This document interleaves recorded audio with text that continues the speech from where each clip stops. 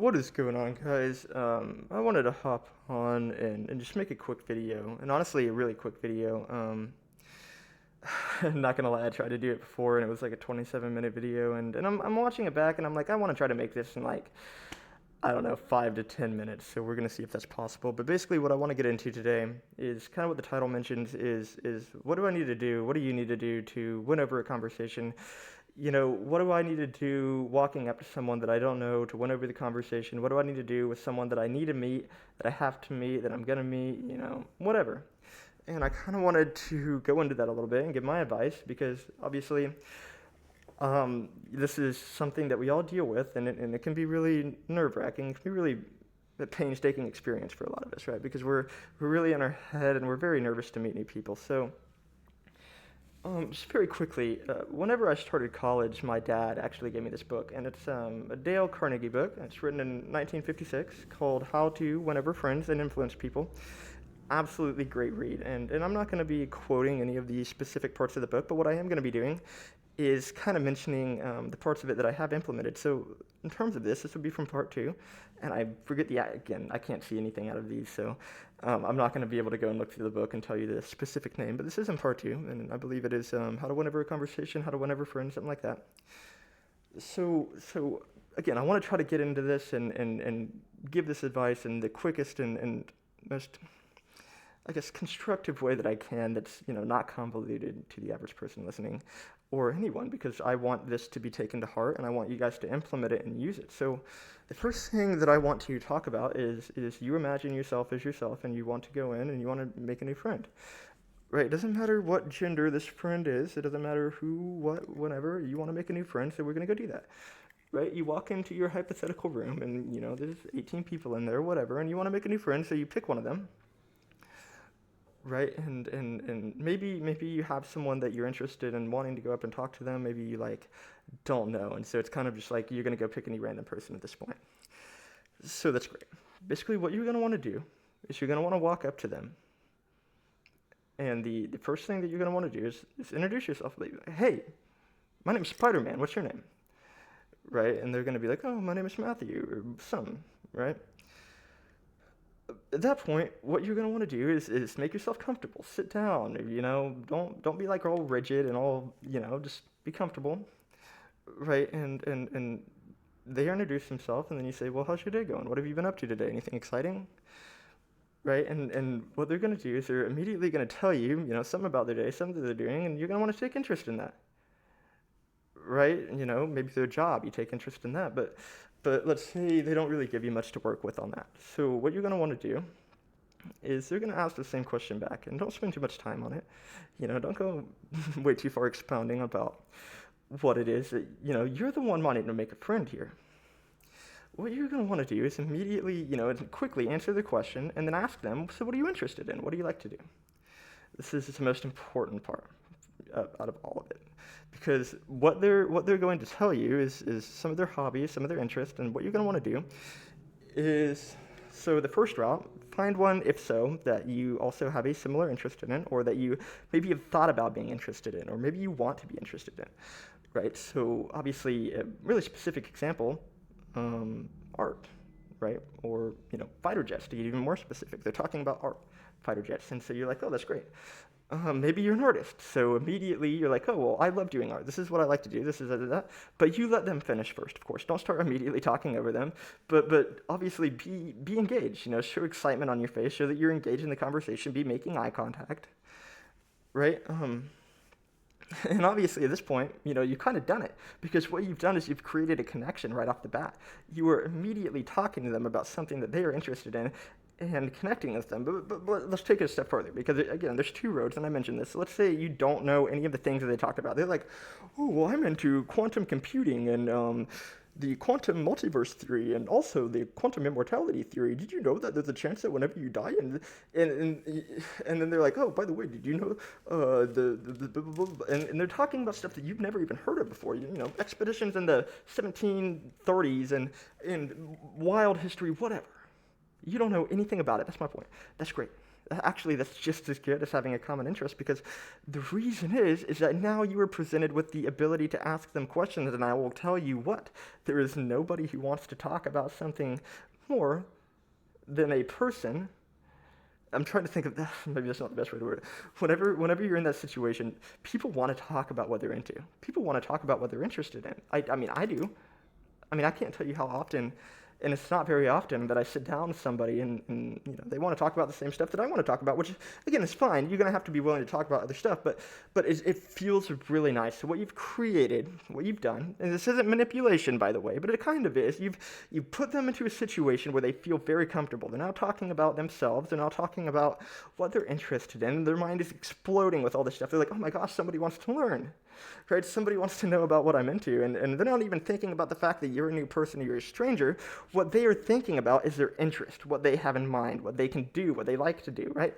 And basically, at this point, again, you've either found a common interest that aligns, or you don't have a common interest and you're asking questions. And that asking questions, just keep doing that. Just keep asking questions and questions and questions and questions. Basically, what you're going to want to do, if you were to use Gen Z terminology, the new age terminology, is you want to glaze them. You want to glaze them. You want to glaze whatever it is, because again, it's not manipulation, I promise, but you're putting them in a mind space where they're way more comfortable than if you were to sit down and then just try to like have small talk. Some surface level like, whoa, what is your favorite color? It's like, oh, my favorite color is green. What is yours? And then you answer it, and then you're sitting there and you're like, oh, what question next? But instead of asking those questions, you just go, what are you into?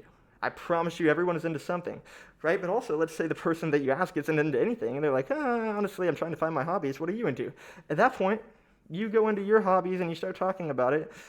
And as you're talking about it, you ask them, you keep them engaged, and you're like, what do you think about this? Like, would you be interested in something like that? And let's say maybe you mentioned that, like, oh, I like to go out, walk in rivers, and collect bugs. Right? I love bugs, so it's specific to me. But they're like, oh, I love going outside. I love camping. I love being out there. That could be really fun. You're like, well, you should come with me. I think that we would have a great time. We could talk. We could get to know each other better. And we could go look for bugs. And they're like, oh, I've never done anything like that. That would be so much fun. That is a really awesome thing about all of this, is that, right, it's not that hard, right? And at the end of it, you're putting each other in situations that maybe neither of you have been in before. Or maybe you are very distinguished and well-versed in this thing, but they're not, and they've never done it before. And what is more awesome to have somebody that can just teach you the ins and outs of something right away? You've never done this before, but the person that is inviting you to do it wants to teach you about it. There's nothing better than that. But also, to the same extent, and again, I don't want this video to be super long, and that's kind of my big point, is you need to find a common aligning interest. And it's not that hard, I promise you. All you need to do is to ask two questions. What's your name? How's your day going? What are you up to? And then the third question, what are you into? You're going to be in, right? And this applies for everything. So if you're a guy, you want to go make a guy friend, use this. You're a girl, you want to go make a girlfriend, do this. You're a guy, you want to actually go get a girlfriend. You want to get a relationship partner, do this. You're a girl, you want to get a relationship partner, do this. Right? It's not that complicated. But and I don't know how it is for girls. Whatever. You guys can sound off, do whatever you want to do, say whatever you want to say in the comments about how you feel about it. But for guys, I know that a lot of guys that I witness, and a lot of guys that I see in the modern world and everywhere, they are constantly in a situation where, like, I don't know how to talk to women. I don't know how to do this. I don't know how to do that. I'm nervous. It's like, why are you nervous? Are you nervous whenever you go hang out with your best friend at his house? And they're like, no. Why not? Why are you nervous? Well, why would I be nervous? It's my best friend. Exactly. So what you need to do is you need to convince yourself that this girl, this guy, whoever it is that you want to go talk to, make friends with, be in a relationship with, whatever, is your best friend. And you want to sit down with them, and you want to sit down with the notion that they are your best friend, right? So what this allows you to do, it's no more than kind of like a mind trick into getting you to be your most genuine self, your most comfortable self. Be most true to who you are whenever you are doing this, because this is just as important as implementing the interest bias. Because what you're doing is, let's say you're wanting to make a friend, let's say you're wanting to make a relationship partner. If you go and present yourself as totally genuine to who you are right then in that moment, as long as you can in that first instance, either somebody is going to love that and immediately be attracted to that, right? And attraction doesn't just mean romantically or anything like that, but I don't need to explain that to you guys. They're either going to be immediately attracted to that, want to be your friend, want to be your partner, whatever. Not, want to be your partner, you get what I mean. Or they're not at all.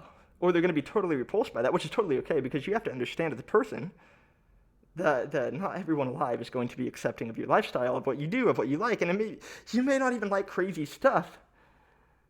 It's like not that big of a deal, but someone's like, oh, I don't, that's fine. You got to accept that. And honestly, that's the main point that I want to convey, and I didn't want this video to be long, so I'm going to try to wrap it up right here. But I want you to use this advice and to summarize everything that I've just said in a context that you can best use it. If you want to make a friend, if you want to win over a conversation, you need to immediately, as quickly as you can, within 3 questions, find an aligning interest. I promise you, you are going to be friends with anyone that you can put in a positive headspace where they are talking about what they love, and you either are expounding upon what you know about that or asking questions about what you don't know. And do not hold on to your ego and be afraid to be dumb or ask questions, because none of us know everything about everything, and stop pretending that we do.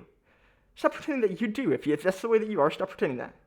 Right? Let your ego go and accept that there are a lot of people smarter than us, and ask them questions, because and it's not even a matter of intelligence. It's a matter of everyone knows a little bit about everything, and so it's awesome, because what that does is allows us, the more people that we talk to, the more we can learn. And again, this doesn't just have to be for one person. This can go for anyone. You could go and you could spend an entire day doing this. You could go up to 20 people and do this, and I guarantee you 15 of them by the end of the day are going to be your friends. And I don't mean best friend, but they're going to be somebody that you could potentially hang out with that night, tomorrow, the day after, whatever. Anyways, that is the main point that I wanted to convey. And I genuinely hope that it was constructive, and I want to leave you guys with this. Maybe more important than the whole message in itself. The answer is always no until you ask. The answer is always no until you ask.